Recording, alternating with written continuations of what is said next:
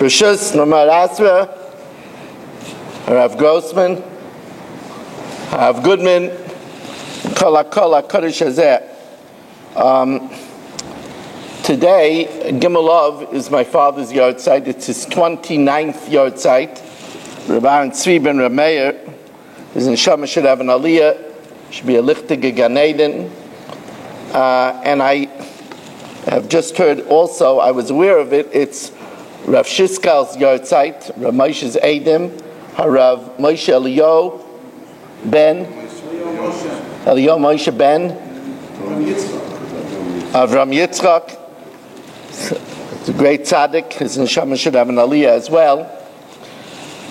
You know, a yard site is a minig to make tikkun. It's a strange minig. You know, usually you fast on a yard site. That was in the olden days. Yom Shemeis by Aviv, Yom Shemeis by Rabbi. And it seems strange that people instead serve whiskey and herring. What's that all about? So Rav Yaakov used to say that originally people made a siyum, like they did Erev Pesach, in order to be able to eat. Nowadays, we bring the food and we forget about the siyum. That's what Rav Yaakov said. But the idea behind the tikkun, which is brought down, Tamei Minhagim, many people bring down the importance of a tikkun, even without the siyum, is that it's a celebration of the day that a person is born to the next world. In today's daf, Tmura Tezayin, it tells us that Kisheniftara Moshe L'Gan Eden. It's a beautiful language. As Moshe was leaving to Gan Eden, doesn't say that he died. That's important to say that somebody was niftar and died. Die signifies an end. There's no end in Yiddishkeit. That's why kever, it's the same letters as rekev, which means decomposition, but it also is the same letters as boker, because a grave is a dawn of a new morning. And that's why we're makbid to call a cemetery a beis hachayim, a place of life. Right? Even when we refer in Shemoneh Esrei to those that are gone, we say liyashenei afar, to those that are sleeping in the earth. But they didn't end. Tzaddik is niftara, departs l'Gan Eden. They asked once a great Rebbe who lost a child, and he went on as if everything was almost normal. And they asked him, how is it possible? So he said, if you believe the child is in another country, then you don't get too upset. He said his child lived a righteous life and suffered, so he's in the next world. He's like he's in another country. It's interesting that the Chassam Sofer learns that it says by Haman that he was happy when the Purim fell out in Adar because Moshe died in Adar. And the Gemara says he knew that Moshe died, but he didn't know that Moshe was born in Adar as well, in Zion Adar as well. So the Chassam Sofer says it's not likely that Haman was not familiar with the idea of a tzaddik completing his years. And therefore Haman certainly had an idea that Moshe Rabbeinu was born in Adar. But he thought, even so, Moshe Rabbeinu died in Adar, so it's an auspicious time. What he didn't realize, said the Chassam Sofer, is that when he died in Adar, he was born in the next world. That's what it was. It actually was a happy day, a Yom Hilula, because he was born in the next world. I thought that it would be appropriate on my father's yard site. You know, they say over that when the Satmar Rebbe left Eretz Yisrael, they asked him, who could they give a kvittel to? So he said, look for a yid who has numbers on his hand from the camps. And if on that same hand he has the marks of the straps of the tefillin, so such a person you could give a kvittel. That's what they say, the Satmar Rebbe said. My father was such a person. He was in Auschwitz. He passed Mengele 3 times.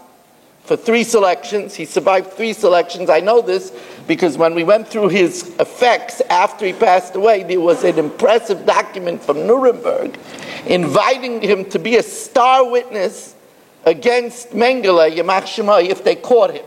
Because the Germans kept precise records, and they were aware that my father survived 3 selections. Very few people survived 3 selections. My father, Shavuos morning, the first day, said Kaddish for his father, mother, 4 brothers, and 1 sister. And it wasn't an upgemachte Kaddish. Some people didn't know the date, so they chose on Shavuos. But my father was in the 2nd Seilische transport, and on the first day of Shavuos, they gassed his father, mother, 4 brothers, and 1 sister. They say over that if somebody was killed because he was a Jew, the Rambam says in the Igeres HaTeiman, he's a Kodesh. But they say if a person went through the hell of Auschwitz and survived and still kept the Torah HaKadoshah, that's Kodesh Kadosh. That was my father, Rabbi Aaron Tzvi ben Meir. To give you an idea of what he went through, he told me that the first day he came into the camps, he asked what the smell was. People that survived Auschwitz would talk all the time about the smell. So he asked, what's the smell? So the people that were there for a while said, Heshi, they're burning us. And my father told me, he said to them with such an incredulousness, it cannot be. The Germans wouldn't do that. In the concentration camps, he couldn't believe it. Couldn't believe it. But he got an education very quickly. He slept on the top level of a 3-tier bunk bed. He slept with 2 other people on that level, and he said there was very meager straw, and rats were crawling and biting at their toes. But you went to sleep, because if you didn't go to sleep, then you fell in the mines, in the quarries. He worked in I.J. Farben, and they shot you. My father got up every morning, 4:30 in the morning, even Shabbos morning. He was always davening the first minyan in the Svardish Shul. And I said, Daddy, why are you getting up on Shabbos? You know, it's Yom Menucha. At least on this day. So he told me that you had to be at roll call at 10 to 5. If somebody wasn't there when they took roll call, the Nazis went into the barrack. If the person was sleeping, they took a gun and they shot him through the forehead. And then later on, everybody had to come in at lunchtime and clean him up, take him out. The bunk was full of his blood. He said, when you saw that, you never overslept. He said, well, you never was able to oversleep past 10 to 5, ever. One day, they called him, the Nazis called him. And he didn't know what they wanted. They took him to a tree. It was a big tree. It was hollowed out. And they told him to get in the tree. They had guns on him. He climbed into the tree. They brought 4 killer dogs around the tree, and they left him in the tree. Freezing weather. He was there 1 day, 1 night, 2 days, 2 nights, 3 days. Now, he said he survived because it was snowing, and he drank the snow, the melting snow. And he said his whole body already fell asleep, and he was freezing, and he figured that eventually they were going to take him out and hang him or shoot him. After 3 days and 3 nights, and the whole time they were laughing at him, making fun, and saying, you think he's still alive? After 3 days and 3 nights, they told him to come out. He figured they're going to shoot him. He could hardly walk. But they told him, let's see if you could walk back to the barrack. And with superhuman strength, he was 16 years old, He made it back to the barrack. This is a sadistic nature of the Nazis. When my mother married him in 1957, he would get up in the night screaming. And he didn't want to talk about it. Finally, my mother told him, listen, you're drenched in sweat, you're suffering, I'm getting up. Maybe if you talk about it, the dream will stop. So he told her, Holocaust survivors don't like to dredge up the memory, but he told her that when he came into the camps, he came in with his cheder kavrusa. The main meal in the afternoon was a pot of soup. My father told me that the soup was an example of the sadistic Nazi nature. He said they threw into that soup anything disgusting that they could find. Rats, big spiders, water bugs, slugs. And my father said, you ate it because if you didn't eat it, you died. As a matter of fact, when my father had the pancreatic cancer, Dr. Kupperman of Cornell told me that he has a tremendous amount of Holocaust survivors that suffered from this disease from the camps, from the beliefs and what they were fed in the camps. So in my father's barrack there were 90 Jews. And the capo would send 4 people to bring a trolley with the soup every day. Towards the end, this is almost in 45, the Americans started shelling. They already knew the longitude of the exact pinpoint location of the gas chambers from Rabbi Wassermandel, but they decided with their wisdom not to bomb the gas chambers. But they bombed everywhere else. And the capo told my father they might start shelling. And you might think of abandoning the soup, but if you abandon the soup, you're definitely dead. So come back with the soup even if they start bombing. So, true to what he said, on the way back, they started bombing. These are, killer bombs. And they started running with the trolley. Now, everybody who's seen it, the arch in front of Auschwitz, Arbeit macht frei, and through there were train tracks. My father's chavrusa had 1 foot on one side of the track, 1 foot on the other side of the track. And a bomb hit the track further up, and the track flew up and split him in half through the head. And my father saw 1 half fall on one side and 1 half fall on the other. Chavrusa, that's what he was screaming about. We talk about, during the 9 days, the suffering of Klal Yisrael. Baruch Hashem, we had such a normative upraising for my father, which was miraculous.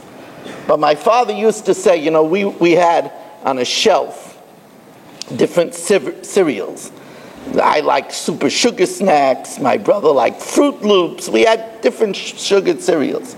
My father used to say, anybody that needs his own sugared cereal would not have survived in Auschwitz 10 minutes.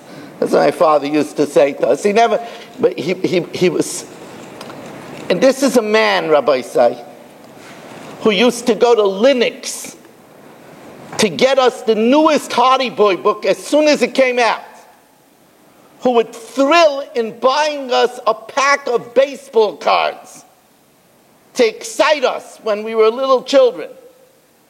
I mean, we're talking about a man that took us to an arcade and gave us a roll of quarters. A man who gave us such a normative upbringing. But I want to give you one last story. I know I'm talking a little longer than usual. It's memory of my father. I want to tell you one more story, and I feel it's so important during the 9 days. Moshe always said that Moshe didn't hold of the Yom HaShoyah. He said that after the close of the Gemara, we have no right to make any special days. So he held this was the time, Tisha B'Av, Baba Vereba, Rav Schwab made special kinnis that we say.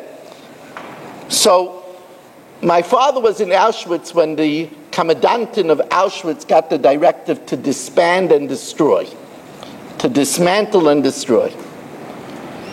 But they didn't kill all the Jews, because if they would kill all the Jews, then they would have to go to the front. And they knew that going to the front was suicide. They were losing the war. So they kept 2,000 Jews alive. And they started what was known as the infamous death march from Auschwitz. My father was on the death march from Auschwitz. And my father told me many stories. But he told me, I'll tell you one. There were about 100 Nazis to 2,000 Jews. Of course, the Nazis had submachine guns, they had cars, they had killer dogs, but it still was 100 to 2,000. So what did they do in the night? They also had to sleep.